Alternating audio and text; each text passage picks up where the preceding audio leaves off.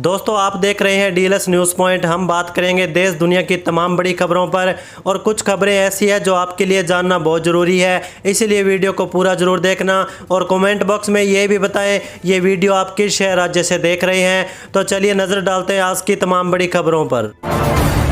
देखिए पहली सबसे बड़ी खबर, कांग्रेस हाईकमान ने उत्तर प्रदेश के प्रभारी पार्टी सचिवों को हटाकर अगले विधानसभा चुनाव में समाजवादी पार्टी के साथ गठबंधन से लेकर संगठन की चुनौतियों के लिए कील कांटे को दुरुस्त करने को अब गति देने की शुरुआत कर दी है। खास बात यह है कि प्रदेश के लिए नियुक्त किए गए 6 नए सचिव में अधिकांश युवा है और माना जा रहा है कि लोकसभा में नेता विपक्ष राहुल गांधी की सहमति से इनकी नियुक्ति की गई है। इसके साथ ही उत्तर प्रदेश के लिए एआईसीसी की नई टीम का गठन पूरा हो चुका है।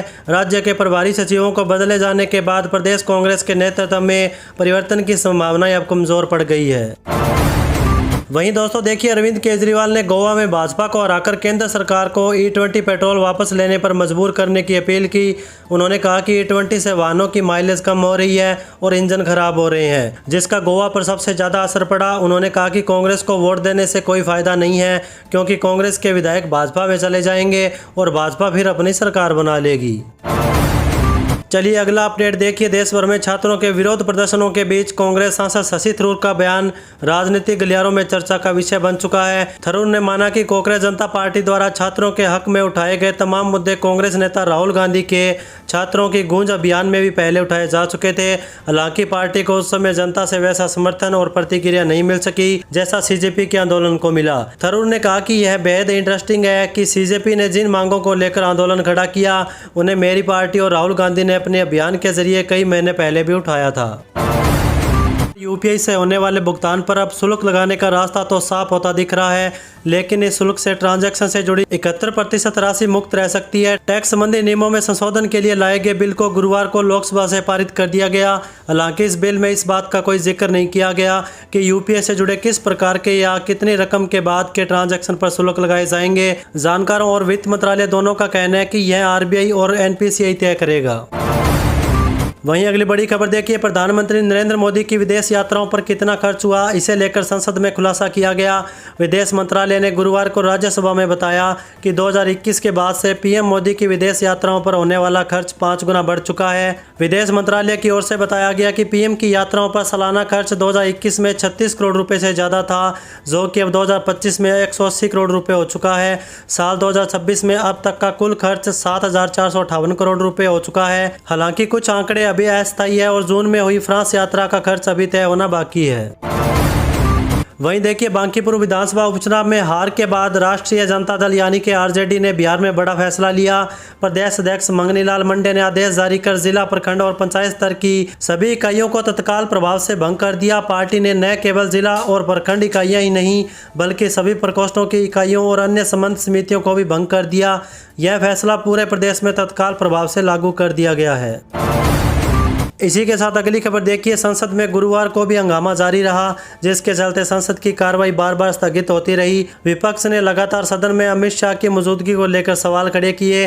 खड़गे ने सदन में विपक्ष की मांग को दोहराया कि अमित शाह प्रदर्शनकारियों के खिलाफ पुलिस कार्रवाई पर सदन को संबोधित करें और कहा कि विपक्ष चर्चा के लिए तैयार है।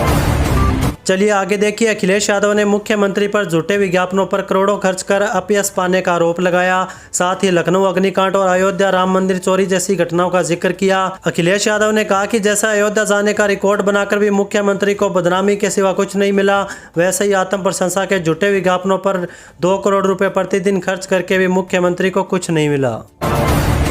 वहीं देखिए दोस्तों, बांग्लादेश की पूर्व प्रधानमंत्री शेख हसीना द्वारा नई दिल्ली में मीडिया से की गई बातचीत बांग्लादेश की तारिक रहमान सरकार को पूरी तरह से नागवार गुजरी है। बांग्लादेशी विदेश मंत्रालय ने बुधवार देर रात एक बयान जारी कर पूर्व पीएम हसीना को भगोड़ा करार देते हुए उनके बयानों से दोनों देशों के संबंधों को नुकसान पहुंचाने की बात कही।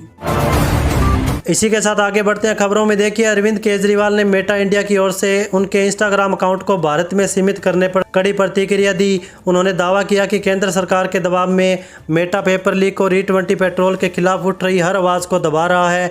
मेरी तरह ही केंद्र सरकार के खिलाफ बोलने वाले बहुत सारे लोगों के अकाउंट को सीमित कर दिया गया। उन्होंने देश भर के लोगों से अपील करते हुए कहा, जिनका अकाउंट सीमित किया गया वह मुझे डीएम करें या कमेंट में लिख कर भेजें, ताकि हम सब मिलकर मेटा और इंस्टाग्राम पर दबाव डाल सकें कि वह ऐसी बदमाशी न करें और केंद्र के सामने इस तरह से घुटने न टेकें। चलिए अगली खबर देखिए। केंद्रीय मंत्री किरेन रिजिजू ने राहुल गांधी से मुलाकात कर संसद के संचालन पर चर्चा की और कहा कि सरकार विपक्ष के साथ मिलकर काम करना चाहती है। रिजिजू ने बताया कि आज राहुल गांधी के साथ मेरी अच्छी बातचीत हुई। हमने एक मुद्दे के बारे में उनसे अनुरोध किया और अन्य मामलों पर भी चर्चा की। हम कांग्रेस और अन्य विपक्षी दलों के साथ लगातार बातचीत और तालमेल बिठाकर काम करना चाहते हैं। हम राजनीतिक विरोधी हो सकते हैं लेकिन दुश्मन नहीं है। हमें राष्ट्रीय हित में मिलकर काम करना चाहिए। वहीं अगला अपडेट देखिए। कंगना रनौत ने झारखंड में कई भर्ती परीक्षाओं में कथित गड़बड़ियों को लेकर रांची में चल रहे छात्रों के विरोध प्रदर्शन पर तीखी प्रतिक्रिया दी। कंगना रनौत ने नई दिल्ली में संसद भवन के बाहर मीडिया से बात करते हुए कहा कि हमारे जैन जी बच्चे वाकई में कई तरीके की पीड़ा सहन कर रहे हैं, लेकिन कांग्रेस जिसने यहाँ आकर तमाशा किया और झारखंड में जहाँ पर छात्रों की स्थिति बहुत खराब है, राहुल गांधी वहाँ नहीं जा रहे हैं, लेकिन जब बच्चों को उकसाने की बात आती है तो राहुल गांधी सबसे पहले देश के लिए खतरा बनकर निकलते हैं। कंगना रनौत ने दिल्ली में हुए आंदोलन में राहुल गांधी के बयानों पर तीखा निशाना साधा।